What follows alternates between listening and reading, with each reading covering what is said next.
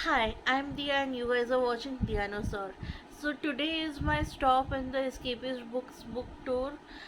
I am very unprepared for today's video, and that's because I have been, you know, busy with other things, and I read the book quite a while back. Like the moment I got the book, I read the book, and yeah, I didn't have time to film a video right after reading the book. So today you're gonna get my rambly thoughts on the book, and I will be, try to sell the book to you. Spoiler alert, I absolutely love the book. So it is one of my top.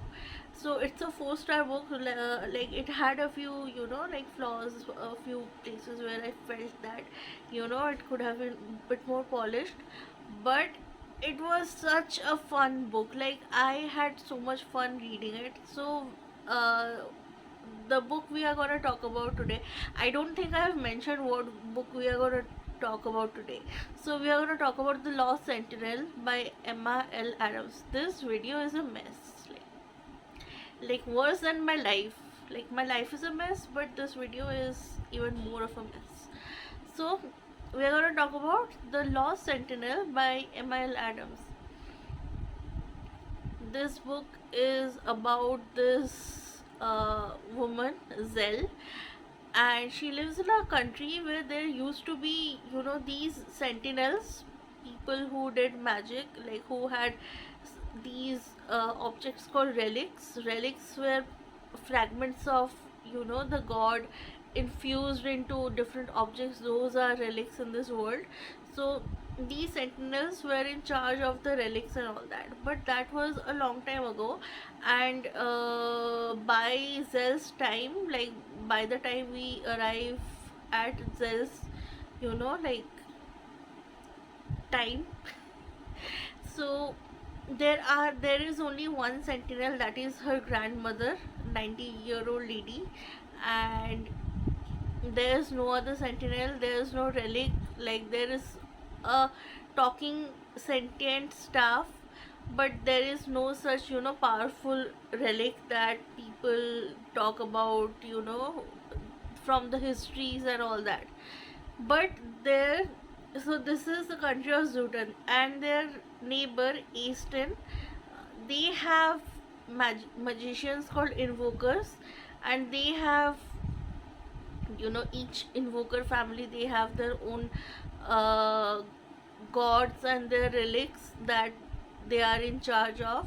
And if you take away the god's power from the family, you basically, kill them or something like that. Like you take away their life force and all that kind of stuff. So Zell, one day, she, as she visits her grandmother. She is on her way to visiting her grandmother, and she sees a guy killed by arrows. And she's like, like I've seen adventurers being killed by, accidents or something like that, but this is murder. Like someone murdered this guy. So she's a bit, scared for her grandmother. She reaches the place where her grandmother stays, and her grandmother is missing. Like she is nowhere. Like she can't find her grandmother over there, and the only thing she finds is the staff that her grandmother carries everywhere. And this is a sentient staff. It talks basically. And from that point on, I was like, okay, I'm sold. This book has grabbed my attention because I love sentient, objects being sassy. And this stuff was, oh my god, full of sass. And this stuff is like, you know starts talking to Zell, which it has never done before. And Zell is like, where is my grandmother? And the staff is like, she went through a door. And Zell is like, oh my god, that is not helpful at all. Like, what? She went through a door. Okay, is this Yeah, it's recording. Anyway, so while she is there, a stranger comes by, and it's not like someone got lost and accidentally ended up there. It's high up on the mountains, that place, her grandmother's place, and the stranger climbed the mountain and kind of collapsed outside.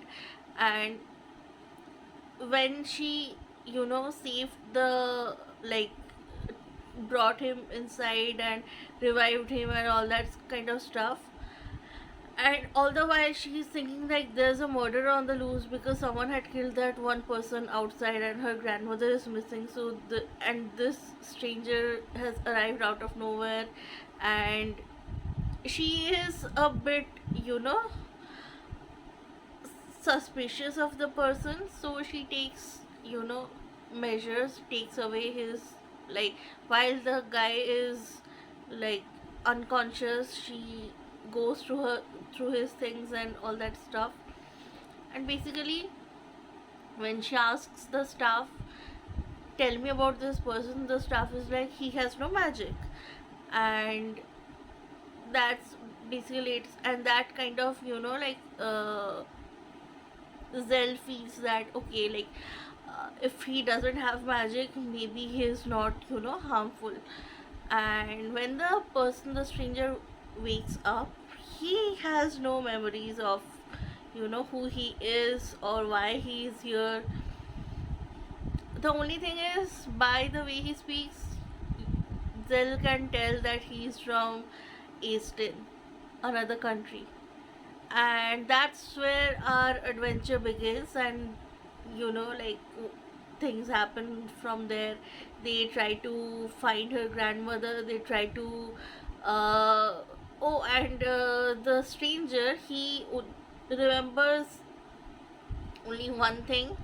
No, he doesn't remember that one thing. So before he had collapsed outside, he had mentioned a book, like he's looking for a book, and book with a red cover or something like that. I can't remember exactly right now, like, how much was revealed in the beginning. Anyway, he was looking for a book, and Zell is like, okay, you are looking for a book, like, you have been looking for a book, which means that you are looking for a relic. Because, I mean, why would someone look for a normal book? So all we know is that you're looking for a relic and you are here. And from there, like, assassins target them, weird magic targets them. There's this magical storm that is brewing outside. So like, fun stuff happens. And the entire book, it's a ride. So the tone of the book is kind of this, like, a YA action adventure. It's not YA, the book is not YA, it's adult. But I had, like, trouble imagining Zell and the nameless stranger, which very conveniently I forgot his name, his actual name.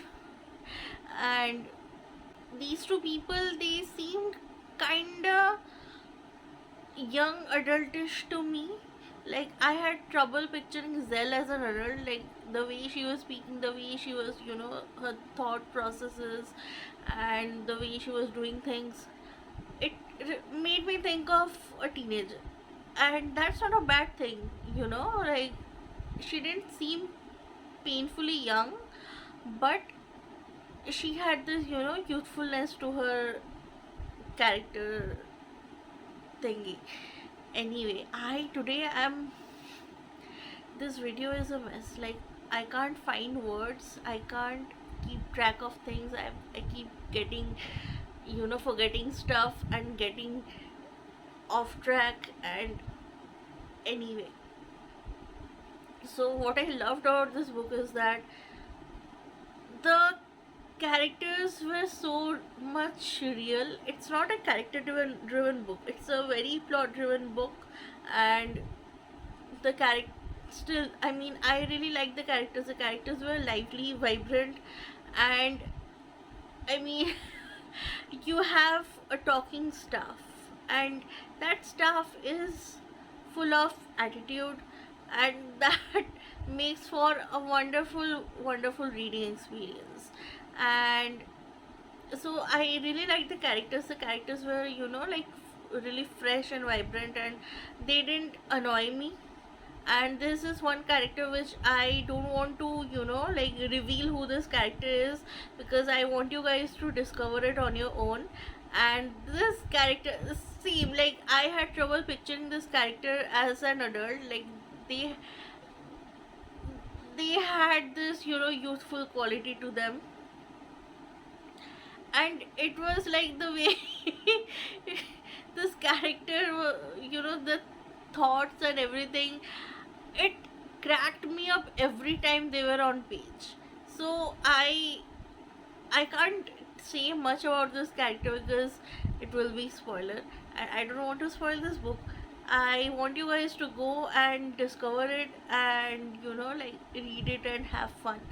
So uh what else do we need to talk about? So the way the magic was handled, the magic was really unique and interesting. Like you have these meddlesome gods. Yeah, so it cut off. Anyway, you have these meddlesome gods, and they kind of want to come into our mortal world, but they can't. So what they do is they like imbibe things with their essence, and those things are relics, and these relics are, like found in the mortal world. And that's how these gods can, like play havoc, create havoc in the mortal world and all that kind of stuff. So I that is, meddlesome gods, that is one trope that I really like in my fantasy books. And yeah, and the amnesia trope is done really well. Like uh, it adds to the intrigue of the book, and you are constantly, like you have a feeling that okay, because of the prologue. So something happens in the prologue. The prologue is amazing. The first line, humans are so breakable, aren't they? That line, oh my god, like I am a sucker for, great first lines in books. And this one like completely, like blew me away. And I was like, okay, I have a feeling that I'm gonna like this book, and I really like this book. So the prologue happens, and you have an idea as to who this person might be, but it's, like there are clues, and it's teased throughout. And when the reveal happens, like you can't help but feel, heartbroken for this person. So yeah, I mean, that's that. And what else do we need to talk about? uh I can't think of anything else to talk about. So let's do a wrap up. So I gave the book 4 stars. It was not 5 stars because I mean you can see that I'm having trouble recalling things, and that's, mostly because I have a shit, memory, but also because the book, it's not gonna make you, like it's gonna give you make you have a fun time, but it's not gonna leave an impression upon you. Like, it's not the next it's not gonna be the next Sword of Kaigan, and it doesn't want to be the next Sword of Kaigan. Like, it's not gonna make you ugly cry in public or something like that. And that's nothing wrong. Like, that's not a bad thing, like some books are meant to be read and forgotten. Okay, that makes it sound really bad. I need to take that out. I mean, there some books are for, sheer pleasure, and this book is one of those books. Like, you are meant to read and have a good time, a fun time with the book. So yeah, that's it. So I this video was a mess. I mean, I'm so sorry to everyone, who are watching, that I did such a terrible job at explaining the book. I hope you guys found something out of this video, and go check this book out. This is amazing. I'm gonna read the sequel as soon as I can. And yeah, that's it for today. I'll see you guys in the next one. Bye.